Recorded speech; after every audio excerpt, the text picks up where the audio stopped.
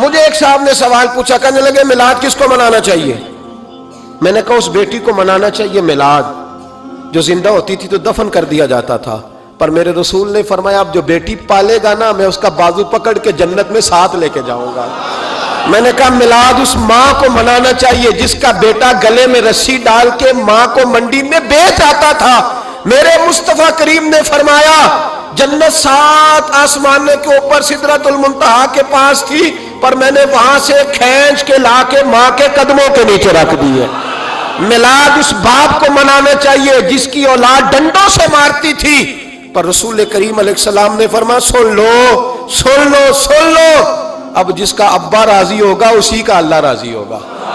میں نے کہا میلاد اس غریب کو منانا چاہیے جو بھینس کی طرح بکری کی طرح منڈی میں بکتا تھا، پر مصطفیٰ نے کالے رنگ والے حبشی غلام کو سینے سے لگا کے کہا غریبوں کو چھوٹا نہ سمجھنا، میں اللہ کا رسول جب جنت میں جاؤں گا تو آگے بھی غریب ہوں گے، پیچھے بھی غریب ہوں گے، دائیں بھی غریب ہوں گے، بائیں بھی غریب ہوں گے۔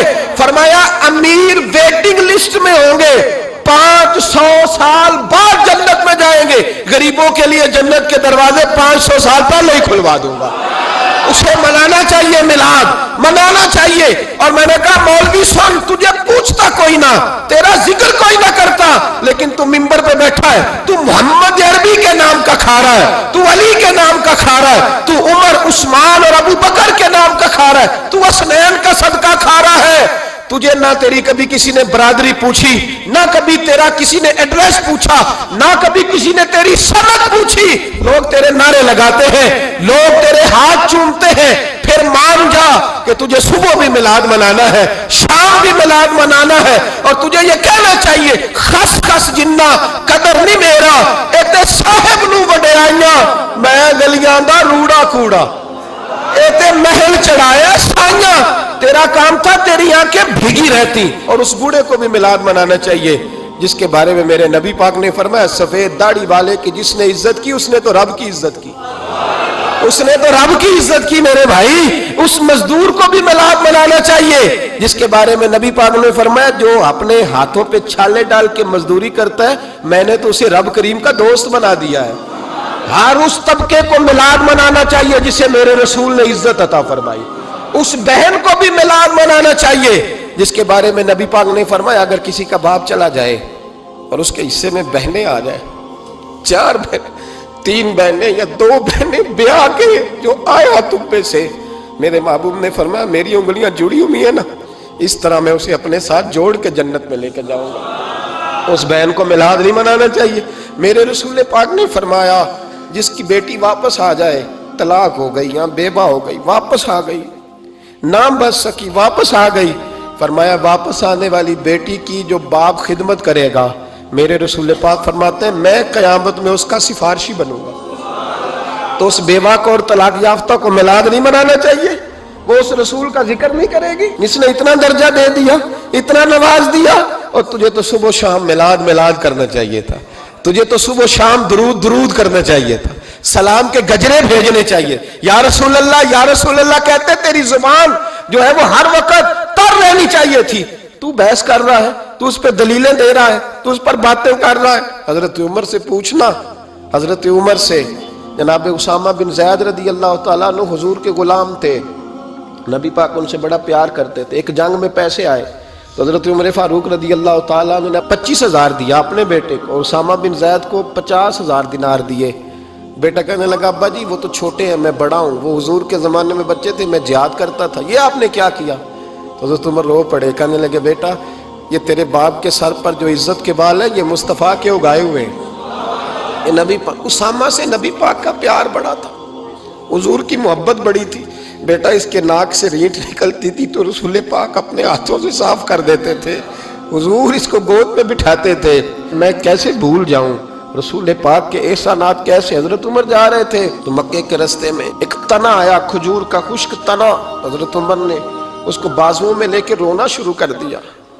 عمر کیا ہوا؟ کہنے لگے یہاں تو میں اونٹ چرایا کرتا تھا، یہاں، اور میرا باپ مجھے مارا کرتا تھا، دیکھو آج عمر نعرہ لگاتا ہے تو کیسر و کسرا کام، او بھائی اصلہ نال جے نیکی کریے، ہاں اصلہ نال جے، اصلہ نال جے نیکی کریے، تے وہ نسلاں تاک نہیں بھول دے ہاں بے اسلام نال نیکی کریے تے پھول کنڈیاں نال تول دے.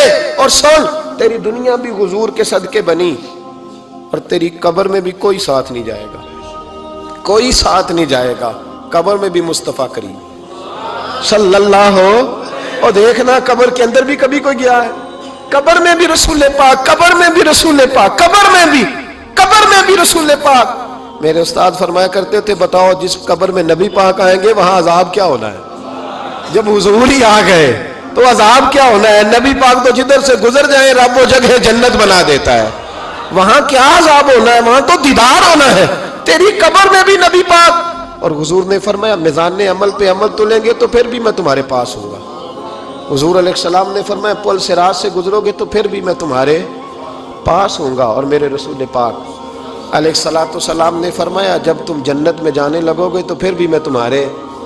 تو بتا تیرے رسول تو ہر وقت تیرے ساتھ ہے, تو کب نبی پاک کے ساتھ ہوتا ہے؟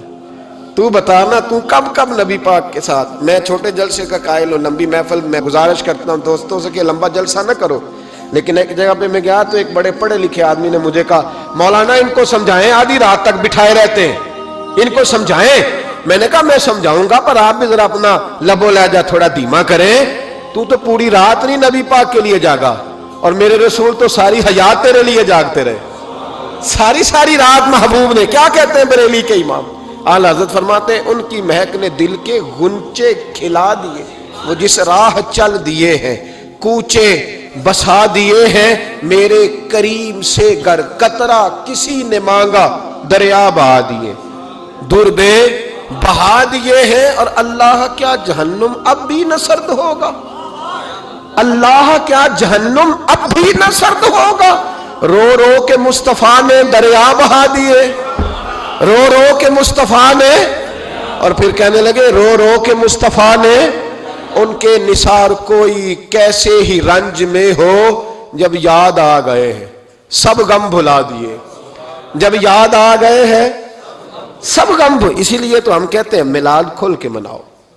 رسول پاک کا میلاد بہانے کرتے ہیں, بہانے وہ کرتا ہے جس نے کام نہیں کرنا ہوتا, جس نے کرنا ہوتا ہے وہ بہانے. اعلیٰ حضرت نے جو پروگرام دیا وہ بڑا لمبا چوڑا ہے, کب تک کا تجھے کیا بتایا. اعلیٰ حضرت فرما کے حشر تک ڈالیں گے ہم, حشر تک ڈالیں گے ہم پیدائش مولا کی دھوم. اور مثل فارس نجد کے قلعے گراتے جائیں گے اور خاک ہو جائیں عدو جل کر, مگر ہم تو رضا دم میں جب تک دم ہے ذکر ان کا سناتے جائیں.